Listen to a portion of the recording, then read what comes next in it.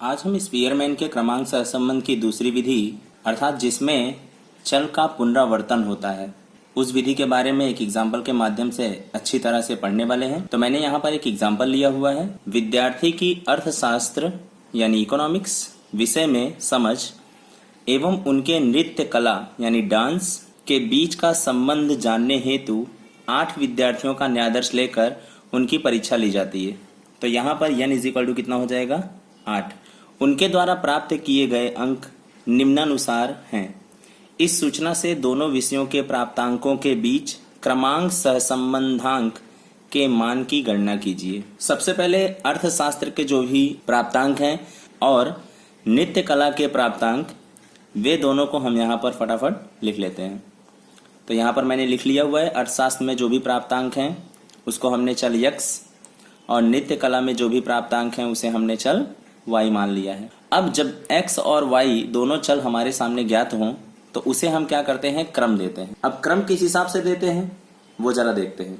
आप सभी को पता है जो ज़्यादा मार्क्स लाता है उसे हम लोग 1 नंबर क्रम देते हैं, फिर उससे कम वाले को 2 नंबर, फिर उससे कम वाले को 3 नंबर, इस तरह से। ठीक है, तो यहाँ पर आप देख रहे हैं कि सबसे हाईएस्ट मार्क्स कितना है, तो 60 है, दिखाई दे रहा है। तो आप इसको कितना दे देंगे, 1 नंबर। फिर 60 से कम वाले को कितना देंगे, 2 नंबर। 60 से कम कौन है, 50, इसको हम कितना दे देंगे, 2 नंबर। 50 से कम कौन है, 40, 40 को कितना देंगे, 3 नंबर। 40 से कम कौन है, 30, लेकिन 30 कितनी बार है, 1 2 3। जब यहाँ पर 33 बार है तो यहाँ पर आपको क्या करना होगा, 1 को 4, 1 को 5, 1 को 6। अब मैंने ऊपर वाले को 4 दे दिया तो आप ऐसा मत समझिए, अगर मैंने ऊपर वाले को 4 दे दिया है तो ऐसा नहीं है कि ऊपर वाले को ही 4 देना है फिर उसके बाद ही 5 देना है, उसके बाद वाले को 6 देना है, ऐसा नहीं। आप किसी को भी 4 5 6 या 4 5 6 या 4 5 6, किसी को भी आप 4 5 6 दे सकते हैं। ठीक है, फिर 30 से जो नीचे है उसको 6 तक की रैंकिंग हो चुकी है हमारी। अब उसके बाद में 20 को 7 और 10 को क्या दे देंगे, 8, राइट। इतना काम हमें किससे करना है, पेंसिल से करना है, क्योंकि बाद में इसे क्या होता है, मिटाना होता है। ठीक है, फिर क्या करना है, नृत्य कला में प्राप्तांक जो है। अच्छा, इस वीडियो को पूरी तरह से अगर नहीं देखेंगे तो आप कंफ्यूज बहुत ज़्यादा होंगे और एग्जाम में ये 4 नंबर में पूछा जाता है और ये थोड़ा सा टफ है, इसलिए आप वीडियो को पूरी तरह से देखें ताकि आपको पूरा नियम समझ में आए। रैंकिंग सबसे इम्पॉर्टेंट पार्ट है इसका। फिर नृत्य कला में जो प्राप्तांक है जिसको हमने y माना हुआ है, इसकी भी रैंकिंग करते हैं। दोनों कॉलम्स की रैंकिंग अलग अलग करेंगे। ठीक है, तो यहाँ पर सबसे हाईएस्ट मार्क्स ऑब्टेन्ड आपको कितना दिख रहा है, 80, इसको हमने कितना दे दिया, 1। फिर 80 के बाद में जो उससे कम है वो है 60, उसको हमने कितना दे दिया, 2। 60 से कम कौन है, 40, उसको हमने दे दिया 3। 40 से कम कौन है, आई थिंक 28, इसको हमने कितना दे दिया, 4। फिर 28 से कम कौन है, 20, लेकिन वो कितनी बार है, 1 2, यानी 2 बार है। तो आपको करना क्या है, 4 तक की रैंकिंग हो चुकी है तो 1 को 5 देना होगा और 1 को 6 देना होगा, या तो इसको 5 दे दो, इसको 6 दे दो, चलेगा। चलिए मैं इसको 5 और इसको क्या दे देता हूँ, 6। ठीक है, अब 20 से भी कम कौन है, 15, इसको हमने दे दिया, 6 तक की रैंकिंग हो गई थी। अब किसकी बारी, 7। फिर 15 से भी कम कौन है, 12, उसको हमने कितना दे दिया, 8। 8 तक की रैंकिंग पूरी कंप्लीट हो जानी चाहिए। अब बात करते हैं RX और RY की। ठीक है, तो जो चीजें रिपीट हुई हैं उनको लिखते समय हमें जरा ध्यान देना है और जो चीजें रिपीट नहीं हुई हैं उनको डायरेक्टली हमें लिख देना है। ठीक है, तो यहाँ पर आप देख रहे हैं कि 30 फिर से 30, इसको ये 3 के तीनों रिपीट हुए हैं इसलिए हम इनको पहले नहीं लिखेंगे। जो रिपीट नहीं हुआ उसको हम फटाफट लिख लेंगे। 60 का कितना था, 1, तो हम इसको फाइनल कर देते हैं पेन से। 60 का 1, 30 का बाद में लिखेंगे, 10 का 8, 20 का 7, 30 का हम बाद में लिखेंगे, 50 का कितना, 2, 30 का हम बाद में लिखेंगे, 40 का कितना, 3। तो ये हमने लिख लिया। अब कौन बच गया है? केवल 30।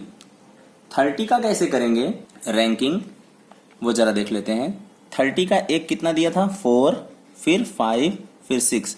तो आपको कैलकुलेटर में टाइप करना है 4 प्लस 5 प्लस 6। अगर यही 34 टाइम्स आया होता तो 7 को भी ऐड कर लेते, 4 प्लस 5 प्लस 6 प्लस 7। अगर यही 32 टाइम्स आया होता तो हम किसको ऐड करते? 4 और 5। ठीक है, अगर 2 टाइम्स ऐड करो तो 2 से डिवाइड करो, 3 टाइम्स ऐड करो तो 3 से डिवाइड करो, 4 टाइम्स ऐड करो तो 4 से डिवाइड करो। तो हमने यहाँ कितनी टाइम्स ऐड किया है? 1 2 3, 3 टाइम ऐड किया है। तो हम किससे डिवाइड करेंगे? 3 से। तो हमने तीनों को जोड़ लिया। एक बार फिर से मैं जोड़ के दिखा रहा हूं। 4 plus 5 plus 6, 4 plus 5 plus 6। Important part है, इसको ध्यान से देखना है आपको। तीनों को जोड़ने के बाद हमें डिवाइड की बटन दबानी है और 3 से डिवाइड करना है। क्यों? क्योंकि ये 33 टाइम्स रिपीट हुआ था। अगर यही 34 टाइम्स रिपीट हुआ था तो हम 4 के चारों क्रमों को जोड़ करके उसके बाद 4 से डिवाइड करते।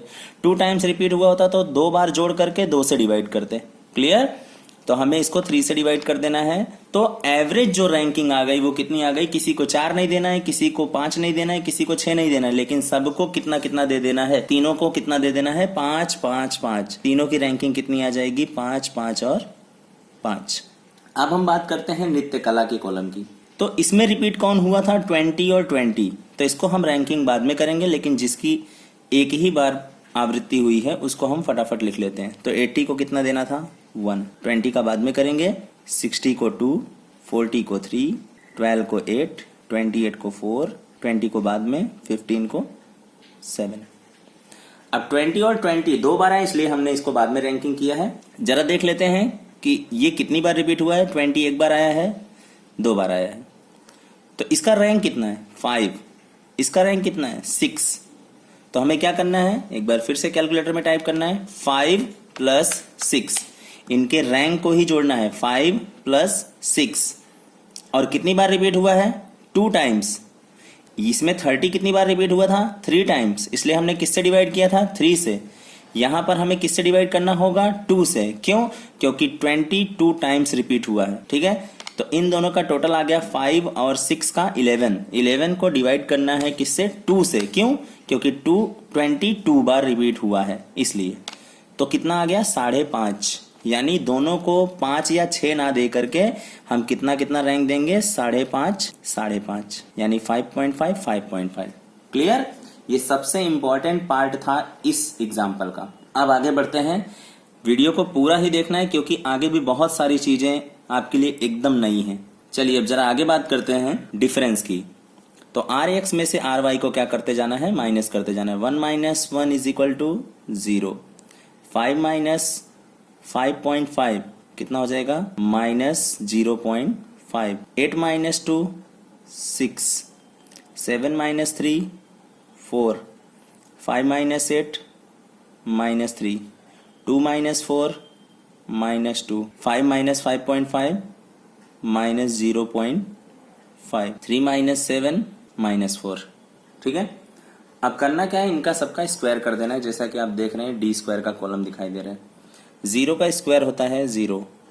0.5 का स्क्वायर होता है प्लस में 0.25। ठीक है, 6 का होता है 36। 4 का 16। फिर 3 का होता है 9। माइनस है तो क्या हो जाएगा? प्लस। किसी भी माइनस वाले का स्क्वायर किया जाए तो हमेशा जवाब किस में आता है? प्लस में। -2 का स्क्वायर प्लस 4।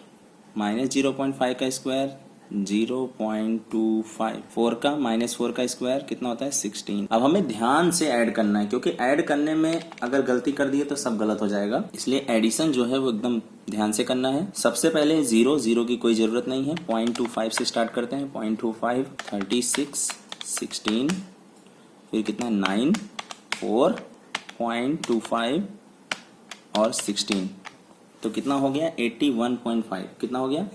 81.5। ठीक है, एक बार फिर भी अगर ऐसा लगता है तो चेक कर लेते हैं फटाफट। सबसे पहले 0.25 36 16 9 4 0.25 16 एंड टोटल हो गया 81.5। तो हमें क्या करना है? 81.5 को ध्यान में रखना है अभी। चलो ये तो हमें मिल गया सिग्मा डी स्क्वायर, यहाँ पर इसकी रिक्वायरमेंट होती है, ठीक है, सिग्मा डी स्क्वायर। अब बात करते हैं sigma D square plus C F. C F को भी तो ज्ञात करने का कोई ना कोई तरीका होना चाहिए, तो हमें इसको ज्ञात करना होगा, जिसको हम इंग्लिश में कहते हैं करेक्शन फैक्टर, सुधार कहते हैं, ठीक है। इसका जो भी कॉलम रेडी होता है उसके अंदर से हमें क्या मिल जाता है, सी एफ। चलिए ध्यान से देखते हैं कैसे निकाला जाएगा। पहली कॉलम है पुनरावर्तित अवलोकन, तो आपको बताना है कि इसमें सबसे पहले पुनरावर्तित कौन हुआ था। तो आप देख रहे हैं कौन पुनरावर्तित हुआ था, 30 पुनरावर्तित हुआ था, तो यहाँ क्या लिख लेना है, 30। अब ये बताइए कि अवलोकन के पुनरावर्तन की संख्या कितनी थी, कितनी बार 30 रिपीट हुआ था, तो भाई 3 टाइम्स रिपीट हुआ था। और कौन रिपीट हुआ था, 20, कितनी टाइम्स, 2 टाइम्स, तो यहाँ लिखना है 20, कितनी टाइम रिपीट हुआ, 2 टाइम। अब हमें क्या करना है, ये जो 3 दिखाई दे रहा है ये यम की जगह पे आएगा, ये 2 दिखाई दे रहा है वो भी यम की जगह पे आएगा। तो यहाँ पर एक फॉर्मूला क्रिएट हुआ है, m का क्यूब माइनस m अपॉन में 12। तो आप देख रहे हैं कि जहां m है वहां पर कितना रखना है, 3। थोड़ा सा आपको मैं कैलकुलेशन करके दिखाता हूँ। 3 के ऊपर क्यूब माइनस 3 अपॉन में 12। 3 का क्यूब होता है 27 माइनस 3 अपॉन में कितना, 12। तो 27 माइनस 3 कितना हो जाता है, 24 इज डिवाइडेड बाय 12। तो 24 को अगर 12 से डिवाइड करेंगे तो आंसर कितना आ जाएगा, 2। 24 को 12 से डिवाइड करेंगे आंसर कितना आएगा, 2। तो यहाँ पर हमें क्या लिख लेना है, 2। 20 कितनी टाइम्स आया हुआ है, 2 टाइम्स। तो इसका भी सेम कैलकुलेशन, जहां पर यम है वहां पर कितना रखेंगे, 2 के ऊपर कितना आएगा, क्यूब माइनस कितना, 2 अपॉन में कितना, 12। तो 2 के ऊपर क्यूब का मतलब होता है 8 माइनस कितना, 2 अपॉन में कितना, 12।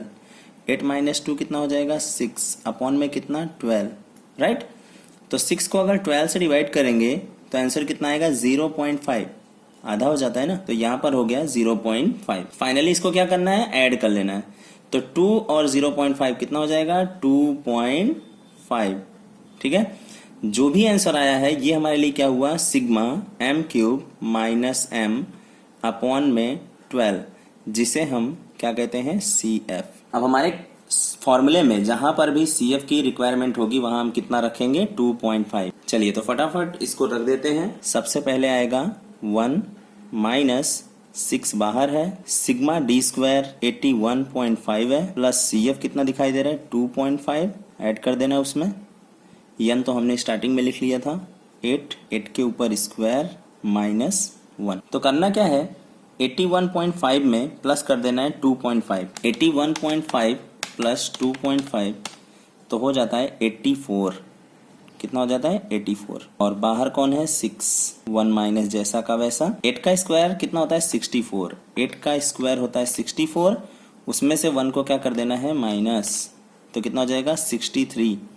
अब 63 अंदर आ गया और बाहर कौन है, 8, तो उसका मल्टीप्लाई 8 से कर देते हैं तो कितना हो जाएगा, 504। अब क्या करना है, 84 मल्टीप्लाई बाय 6 कर लेना है। 84 मल्टीप्लाई बाय 6 कितना हो गया, 504 अपॉन में भी 504, 1 माइनस जैसा का वैसा। 504 को 504 से डिवाइड करेंगे तो आंसर आएगा, ये 1 तो जैसा का वैसा माइनस जैसा वैसा।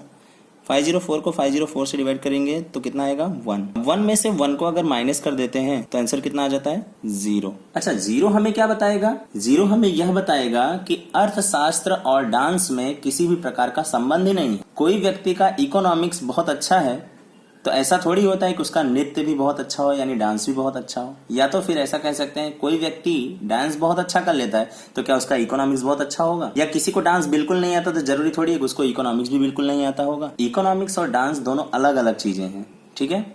स्टेट और अकाउंट दोनों एक टाइप की चीज है। थोड़ा हम बोल सकते हैं कि हाँ भाई, उसका अगर मैथमेटिक्स का कैलकुलेशन अच्छा है, अगर उसका स्टेट अच्छा है तो उसका अकाउंट भी अच्छा है, अकाउंट अच्छा है तो उसका स्टेट अच्छा है। लेकिन डांस का और इकोनॉमिक्स का कोई तालमेल नहीं है। इन दोनों के बीच में सहसंबंध का क्या है, अभाव है। किन दोनों के बीच में, अर्थशास्त्र और नृत्य कला के बीच में।